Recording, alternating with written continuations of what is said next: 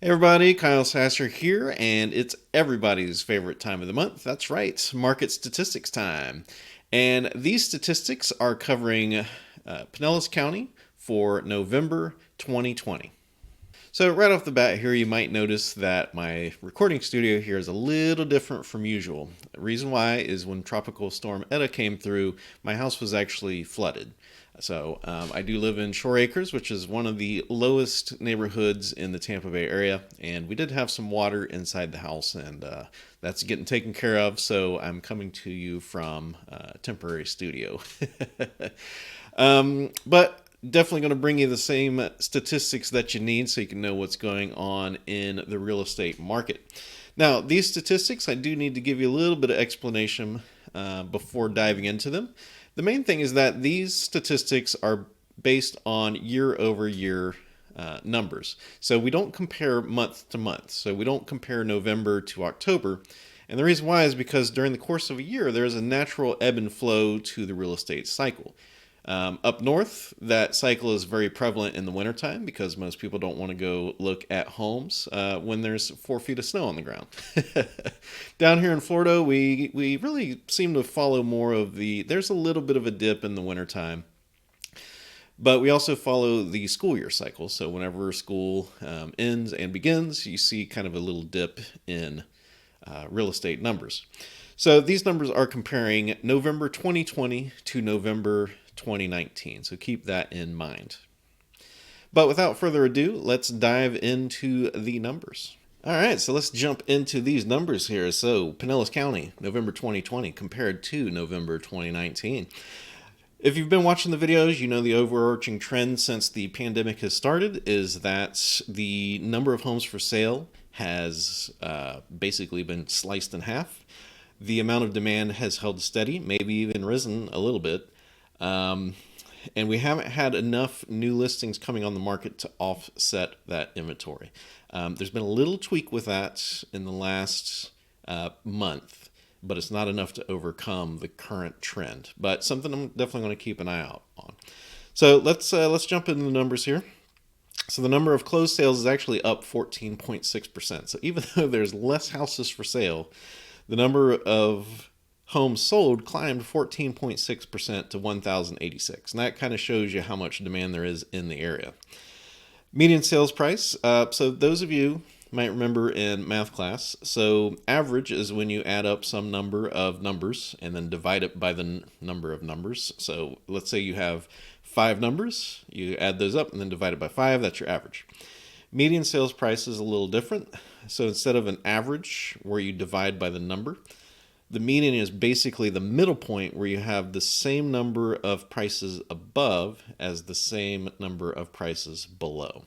Personally, I kind of like median sales price a little bit more because it removes some of the volatility if there was a large number of expensive homes or inexpensive homes sold that month. Median sales price is actually up 14.3% to $320,000. That is a huge increase in 12 months. That is that is bonkers. So that's like $30,000 increase. More than that. Yeah.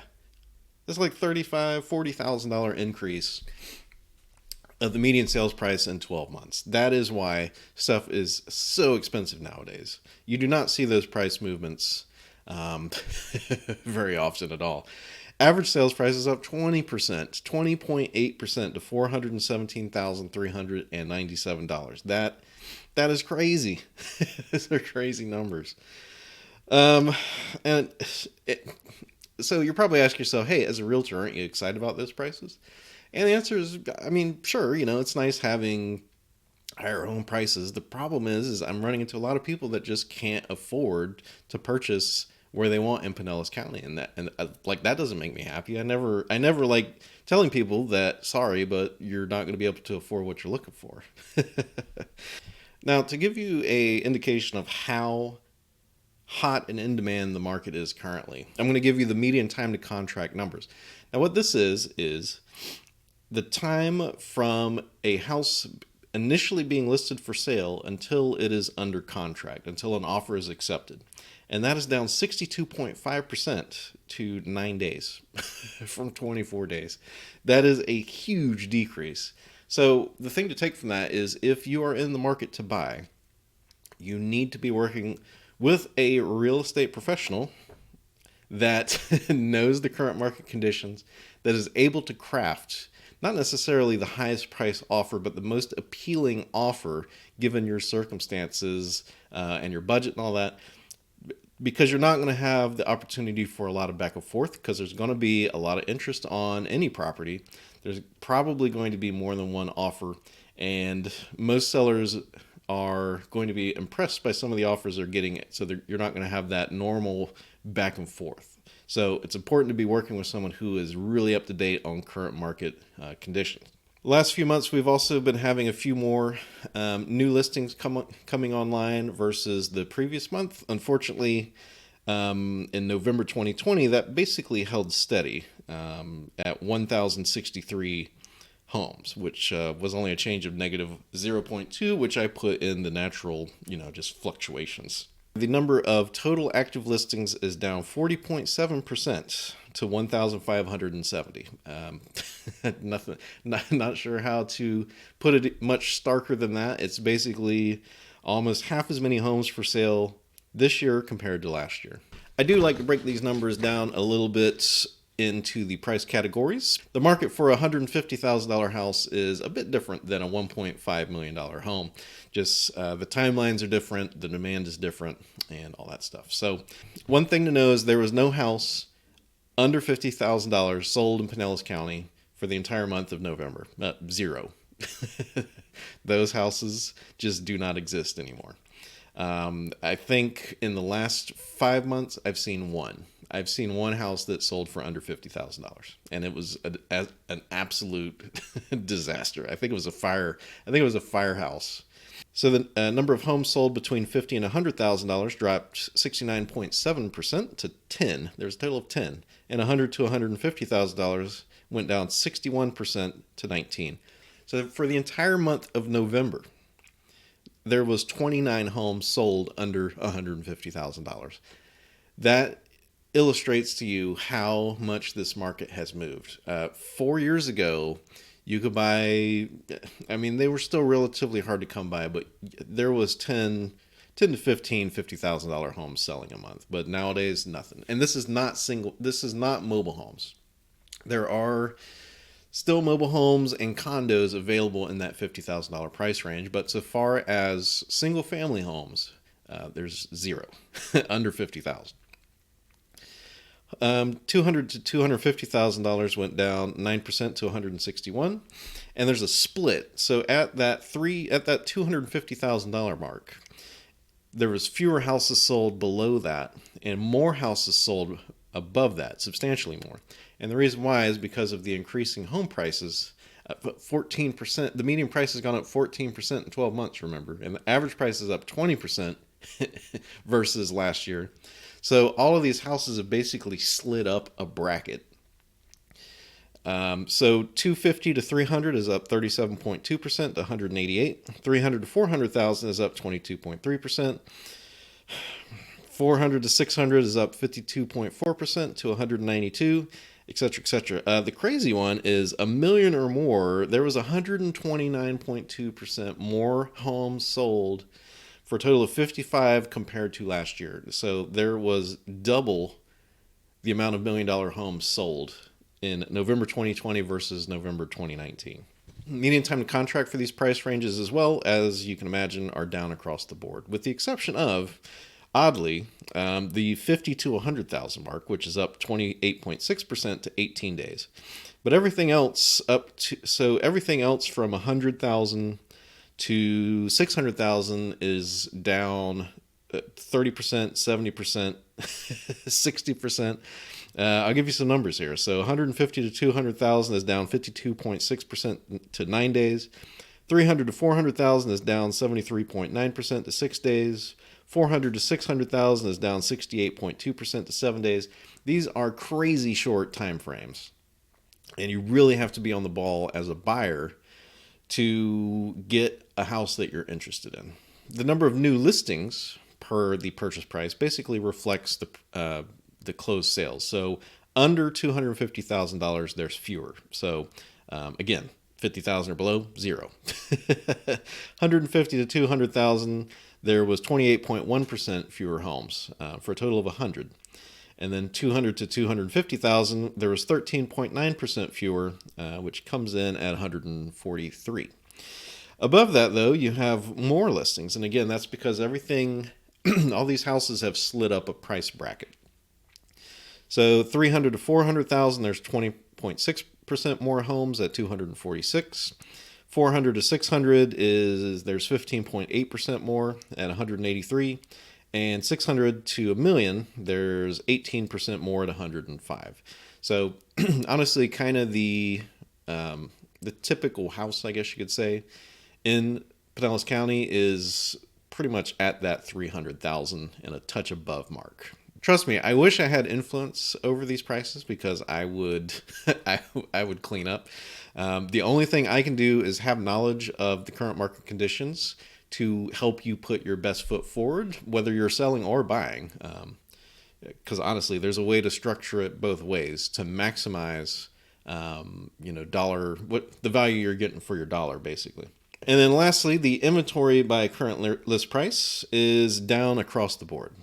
So 50 to 100,000 is down 69.8% for a total of 13. 100 to $150,000 down 50% to 52. 150 to 200,000 is down 47.1% to 139.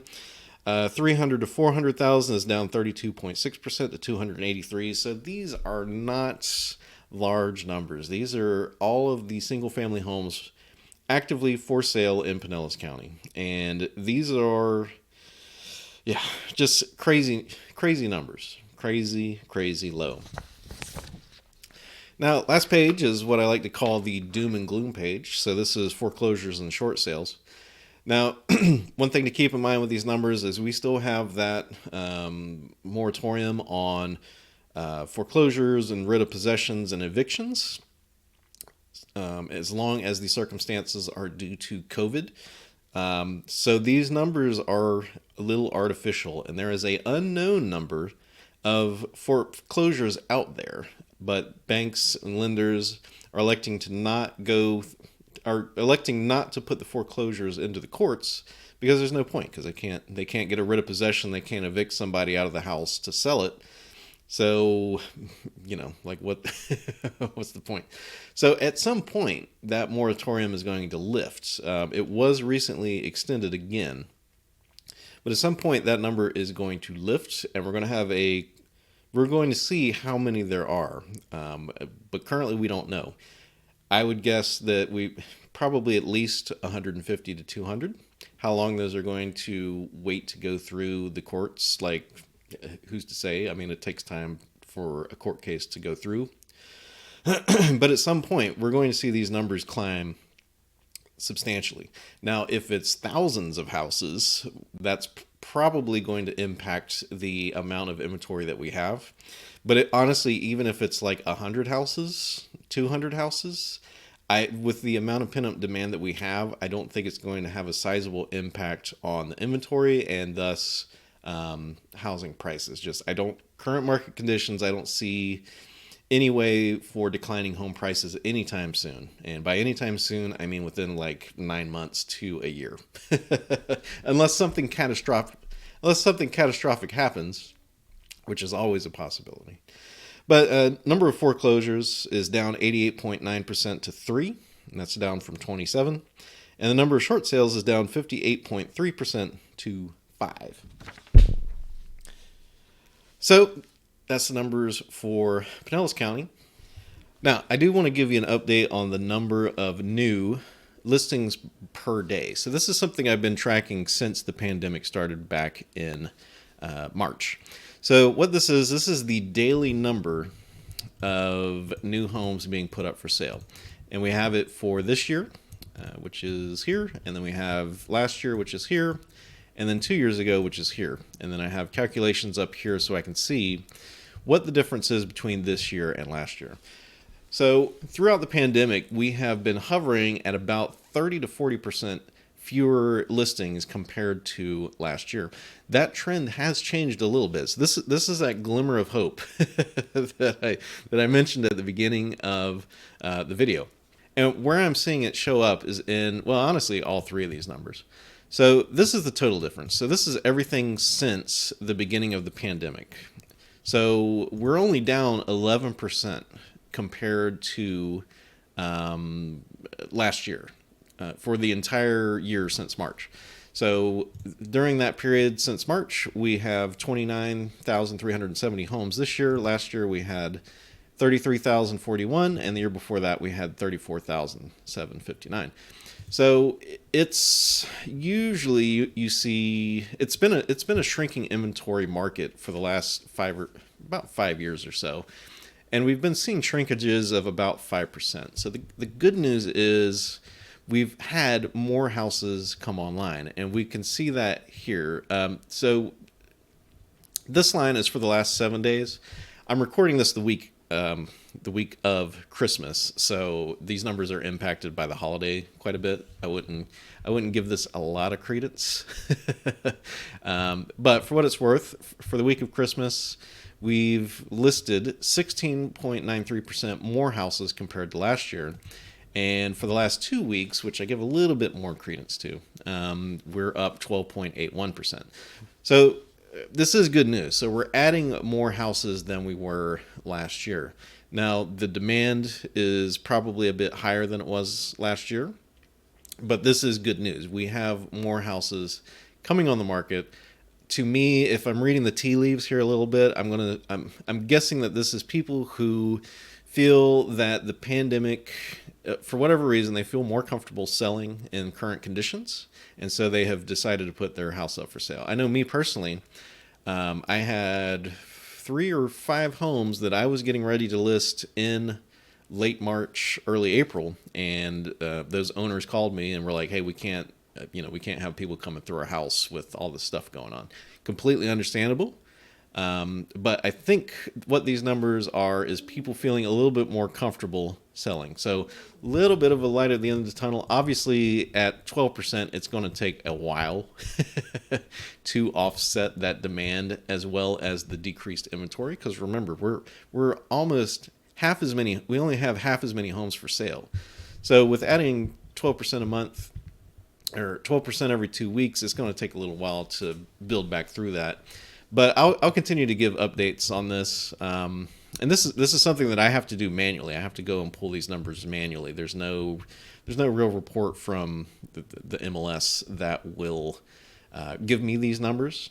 So, and I did this because the market was changing so fast that I needed to know like what things were doing week to week so that I could gauge how to accurately make offers and negotiate offers for my clients. And this is information you're not going to find anywhere else, I promise.